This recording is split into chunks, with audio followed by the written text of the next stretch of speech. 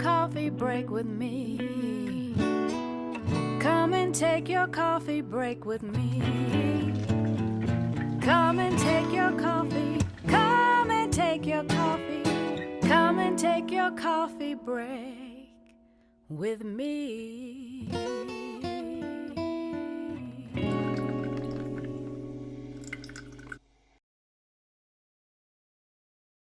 Welcome back to Coffee Break with Candace. We're so glad you're here this week. I have another amazing guest, and in fact, she's been here before. And so she's here with a new book and more inspiration for us all. And I'll have her introduce herself and tell us more. Hi, everyone. Thank you very much, Candace, for this opportunity. My name is Esther. I have been on for early in January this year to talk about my fourth book, The Power of a Forward-Thinking Mindset. But today I'm here to talk about my latest book called Confident Face, Embracing Your Authentic Beauty. And it's an honor to be here once again. So thank you very much, Candace. Oh, well, thank you so much. And you've written several books. This is your fifth book, correct? It is indeed. Okay, so tell us your inspiration behind this book, Confident Face. Yes.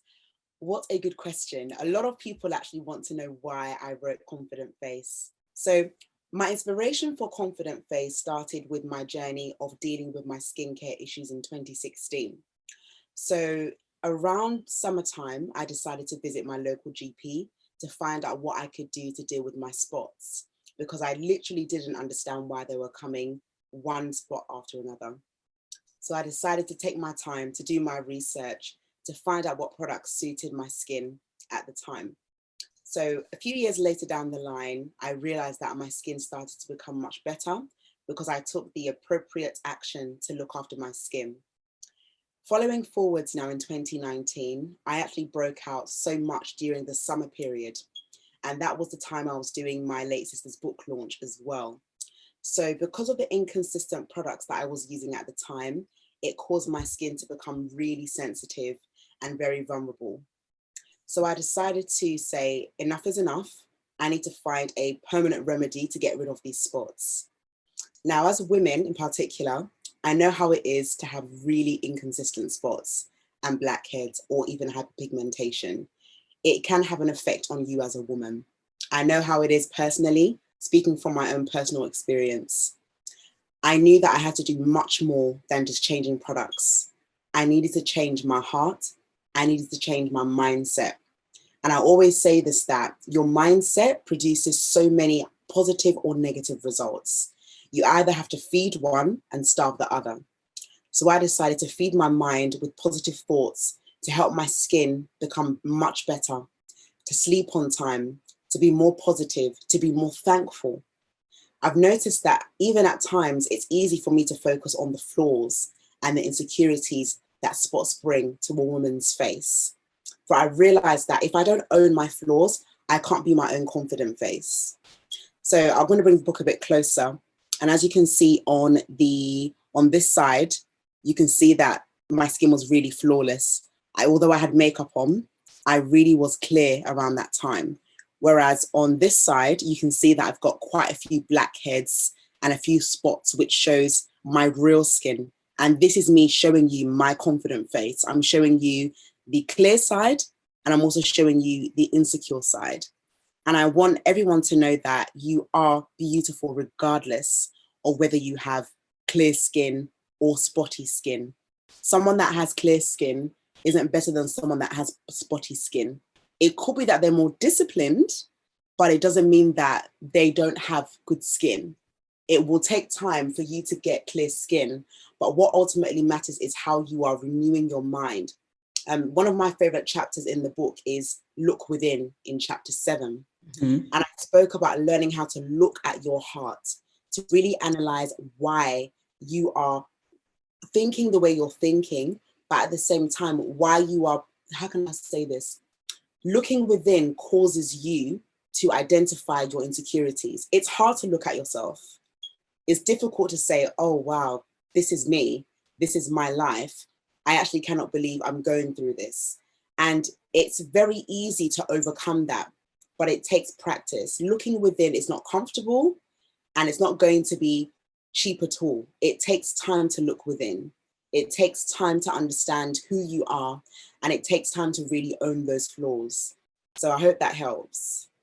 Oh, no, I mean, that's a lot to unpack. I feel like, that is a theme with you, is that, we're doing these external things, which are great, but it's really important to look internally.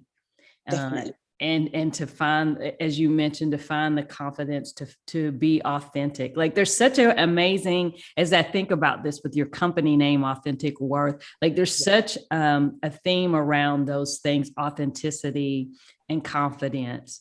And so I would ask, what the book sounds amazing, is what, with this particular one, were there specific things that inspired you to write it? Were there circumstances or situations that had occurred that made you say, it's time and I really need to write this book?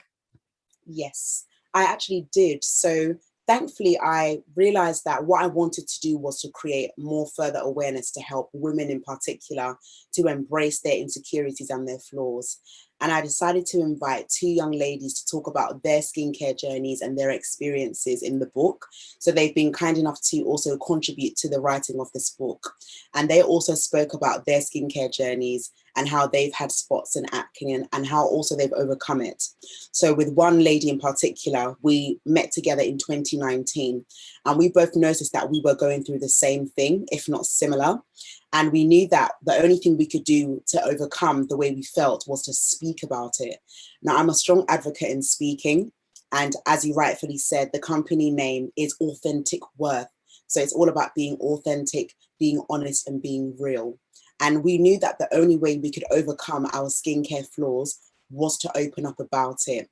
It's not easy and it's not comfortable, but the only way that we were able to overcome our skincare flaws is to talk about it. So that really helped. Another thing that also really helped was also being mindful of how my mind operates. I know it sounds a bit cliche, but your mind is very important. What I consumed at the time could either aggravate my skin or cause it to become better. So I had to be disciplined enough to admit that, yes, this is my skin, whether that means I need to take time off social media to relax, if that means I need to take some time off to, cut down on the unhealthy foods, take my mind away from people who aren't adding value into my life as well. Those are the things that I had to do on a regular basis to make sure that my mindset and my skin was flourishing. And I do always want to give encouragement to people right now, even at this time, because we're in a pandemic. It's very easy to become overwhelmed at home, particularly those who are struggling to either work from home or even find a job. I know it's really difficult out there, but I do strongly believe that it's your mind that can change your life for the better. And if you don't know how to change your mind for the better, you need to learn how to speak out, whether it be to a trusted family member or friend. Now, for me, I really love praying, and that has been one of my strong backbones into achieving really good skin. From time to time, it may come back again with the spots, but I do declare that, look, spot, you're going to go. You're not going to stay on my face forever. It's just a season, it will pass. And I always have to tell people that, look, if you don't speak life into yourself, no one else is going to speak life into you. You don't have time to wait for anybody to tell you who you are. You must be your own confident face. You must learn how to embrace your own authentic beauty. A lot of women are covering up so much, and this is the reason why they're not being set free. It's easy to buy a very high class foundation out there, but investing in a book that can actually teach you on how to invest in your internal being, your personality, your character, self-discipline, patience, it's all included in this book. It's not just about using this product that will help your skin disappear in a week. I spoke about one product that I saw that was advertised heavily on Instagram, a really shimmery gold mask. And I said to myself, Esther, if you get this mask, are you sure that it's going to work?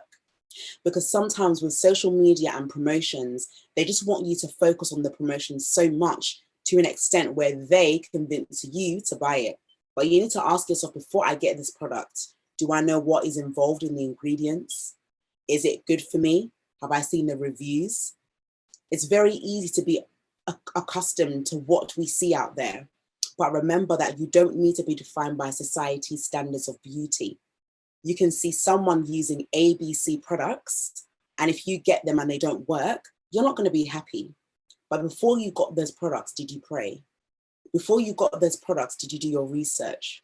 Before you got those products, did you actually take the time to understand what your skin is like? Did you learn how to speak life into yourself first? Did you have the time to actually speak to someone about how you feel? Did you get someone to stand in agreement with you when times were difficult? And those are the things that we must really learn how to do as we get better with our skin, and not just externally, but also internally. Your beauty is both internal and external, but before people can see the beauty outwardly, they need to see the beauty internally. And that's how you carry yourself. Are you an encourager? Are you pouring back into people's lives? Are you adding value into people's lives? We need to learn how to make an impact with the gifts that we have. Whenever we are going through our insecurities and our flaws, it's not for us to hide them, but it's actually for us to share with other people who are going to go through what we have gone through. And it's okay to be honest about your journey with your skin. I've seen a lot of women talking about their skin lately. And it's so encouraging and it's so uplifting to see that they are owning their flaws. They're not allowing themselves to be defined by a spot or a blackhead or a scar or a burn. They're actually saying, you know what? I love the way I am. And I know at some point in this season, it's going to pass me by. So, yeah. Wow. That's amazing. Again, I always, again, I would say that, having spoken to you previously, that even when you're talking about external, you're unpacking internal and talking about some of those important aspects of who we are, as much as what we appear to be on the outside. So that's just it's very fascinating to write a book from that perspective. And was it hard for you from a vulnerability perspective to put a flawed, or what culturally and from a societal standpoint would be viewed as a flawed picture on your cover, or at least a partially flawed, one half is flawless, one half you see obvious flaws? Was that uncomfortable for you? To be honest, it was. So when the book cover designer sent me the first draft of my book cover, I saw it and I was like, whoa, because initially the cover was actually pink and blue. So on the pink side, it was the clear side. On the blue side, it was the insecure side. And I was blown away. I said, I don't think I'm ready to put this out there. But I said, Esther, no, you have to put this out there because you need people to know that your honesty is going to set so many women free. So I said, you know what? Just change the background to white instead. Let it be even more visible. Let it be more bold. Because if the title is Confident Face, then I do need to make sure I match up to that. And this is a book that, as I saw the cover, I said, Esther, just do it. Just serve your community, do your part, and let them be inspired. Whether people like it or not, remember your book is for those who need it. I'm not catering to everybody. Those who know themselves and they know their flaws will get this book. I'm not perfect, but I know that those who are going to read this book will realize that. And they know they're not perfect too. Why? Because we're living in an imperfect world. True. And I want to show my imperfections. Yes, I want to show my imperfections to let people know that it's okay to not be perfect. And you can own those imperfections and make them work for you rather than it being against you. So how do you find the confidence to write a book like this in a world where we are constantly being bombarded with images of perfection, with, our social media, perfect lives, which we know there's no such thing, but we have all of these, images and, things that come at us that, are all about being perfect. And yet you dig down deep and become very vulnerable in a book like this, and then create a cover like this. Like, I just, how are you able to do that? That's just amazing to me. It's actually a really good question. So as we both know, we know that social media isn't always what it seems. And there's a saying that goes that people only post what they want you to see, which I fully agree. It takes a confident person who knows their insecurities and their flaws and who knows they are not perfect to show you the realness of who they are. But unfortunately, we are living in an instant gratified world where all people want to see is the perfect side. I've made 6 True. figures in a day. I'm traveling abroad to speak. I've got my car in less than a week. And these things are not wrong, but the pressure to put it on at such a very tender time in the season that we're in now can trigger a lot of people. And that includes even looking at yourself within and asking, if I'm putting this up there, if I'm putting out my insecurities, or if I'm putting out my successes, is it actually to encourage people or is it to show off? Society always wants you to see them as the best. Look at me. I'm having a good life. I'm living the high life. What are you doing? How's your day going? Oh, I'm going here. I'm traveling here next weekend. What are you doing? And sometimes it can be very contradicting and very manipulative. And particularly for those who are quite vulnerable and don't have that confidence to actually come out. But my book is always about being honest and real. Because if we don't have people in the generation right now who can be real about how they feel, it's going to affect the upcoming generation. So as I write books, I always think about those who are coming behind me, because I know at some point I'm going to have to give the mantle to them. And if I don't have that face to say, look, friend, this is me. I had acne before. I had spots before. I had blackheads before, but I owned them. I didn't allow society to tell me who I was. And I will not allow society to tell me who I am, because I know who my identity is in. So when you know who you are, it's like society will always throw itself at you with so many pictures and images and videos and flawed perceptions of beauty. And I spoke about it even in the book, that we are living in a generation where it's flawed. We want people to just see the good things, but not the bad things. And life isn't always going to be good all the time. This is not even to sound negative, Candace, but life is serious. We will have challenging times ahead. But it's those challenging times that make us who we are, and to own it rather than hiding ourselves and feeling the pressure to come on social media to be perfect. I really honor people who are honest on social media. It takes strength to be honest. It takes strength to say, I am struggling. But we need to hear this more often. It's not every day. I was speaking to someone recently about why social media can become quite toxic, because we're not looking at the inner work. We're not looking at the flawed perceptions of people. We're only focusing on their highlights. If someone buys a car or if someone gets married, we hail them more than someone who's just started a business or someone who's helping the homeless. But that shouldn't be the case. Helping the homeless and doing something that is great for the community should also be acknowledged. But we're only acknowledging the glamorous life. But when you're struggling, no one wants to know you. But the minute you're up there, everybody wants to be your friend. But that's not how life should be. Life should be honest. Life should be real.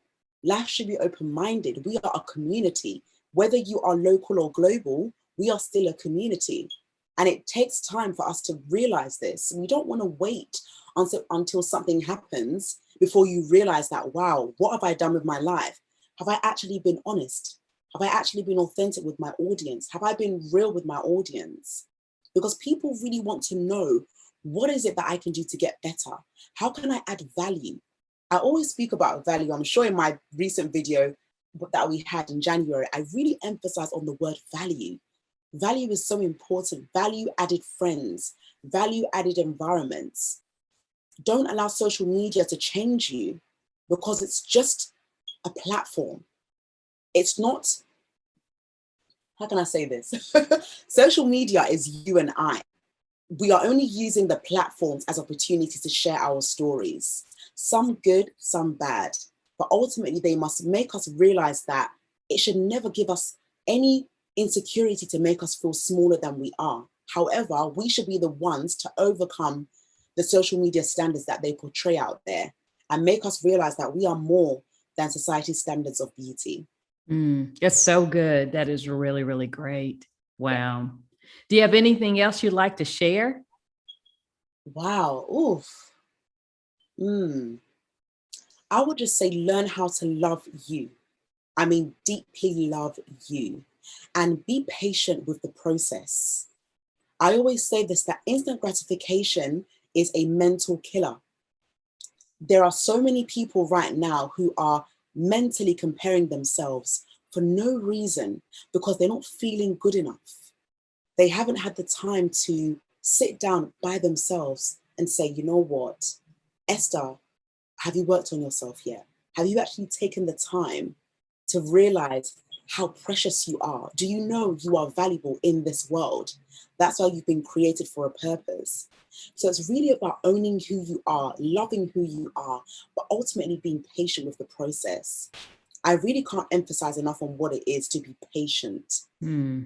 These two ladies that selflessly spoke about their journeys in this book really inspired me. And I said, do you know what? I'm going to do exactly the same.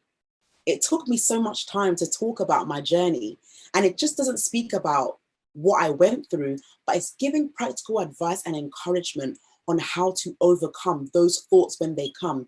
Because Candace, honestly, the thoughts will come: doubt, insecurity, lack of self-belief, so many thoughts that will come that will trigger you and say, am I really worth it? Are these spots going to go away? I even did a recent video on my YouTube channel about my skincare journey and about this book. So I tell you, it will go away, but you need to be patient and ultimately learn how to work on your heart, work on your character. Don't take yourself so seriously. Breathe, take naps, take walks, be happy with yourself. Laugh at yourself at times as well. It's okay to laugh. It's So okay to, true. don't take life too seriously. Life is precious. If this pandemic has taught me anything, it's taught me to take life easy and to be confident in my own skin, to be confident as a woman, to be confident as an individual, and to really bring back that confidence into people. Yeah. Wonderful. Well, thank you so much for your time and for being on another episode of Coffee Break with Candace. And how do we find your book? Yes. So you can find my book on Amazon, on all Amazon platforms. And you can also find them in all bookstores as well as the website on authenticworth.com/books. Wonderful. Thank you so much, Esther, for coming back to Coffee Break with Candace and spending time with us today. Thank you. I really appreciate it.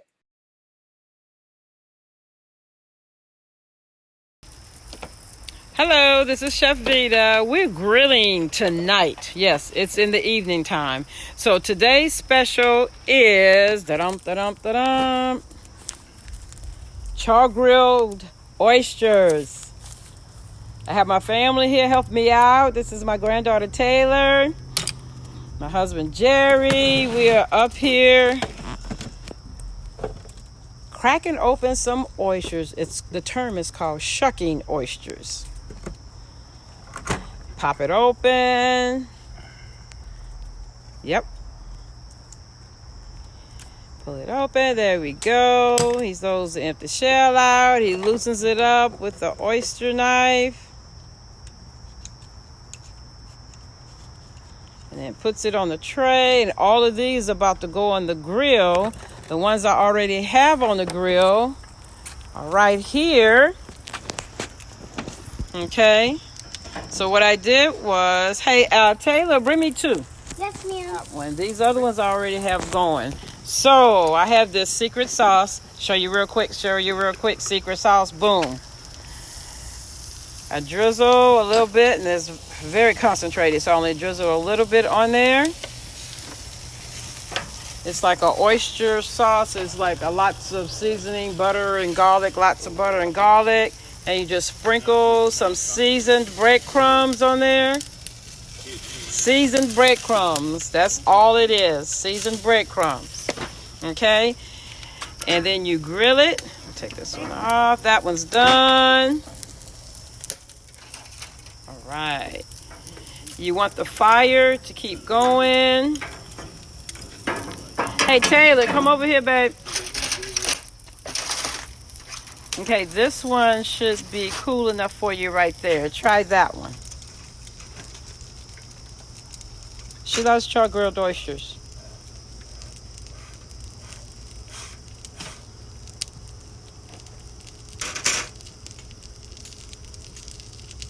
Like that one? And how old are you? About 7. About 7. I'm about to be 7. You're about to be 7. Okay, and she loves char-grilled oysters. So, this one's coming off the grill. I'm about to load this grill up with a whole bunch of them.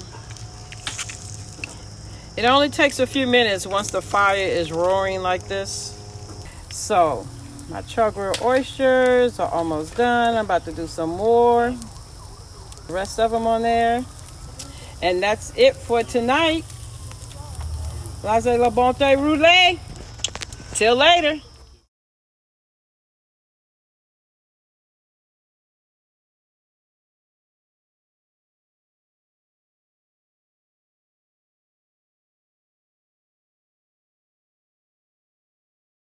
Hi everyone, I'm Paula Maya.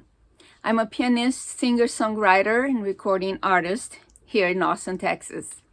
And this is the first video edition of the weekly Austin World Beat Calendar. Tonight, Saturday, July 31st, at 7:30 p.m. is Africa Night, including dinner, featuring Afro Jazz, Sondere, and Zamunchi. And that's at the Sahara Lounge. Wednesday, August 4th at 5:30 p.m. It's Beto Cartagena y su conjunto, and at 8 p.m. it's Salsa Wednesdays featuring Stereo Monde, and that's both at 121 Bar. Also on Wednesday at 8:30 p.m. is Dreadneck Wednesdays featuring Mau Mau Chaplains, and that's, of course, at the Flamingo Cantina. And on Friday, August 6th at 8 p.m., it's Reggae Night featuring Megatune, Lion Heights, and from Houston, Them Roots, and that's at the Sahara Lounge. And if you missed any of this information, would like to see it in print, please head to my blog. It's paulamaya.com/blog.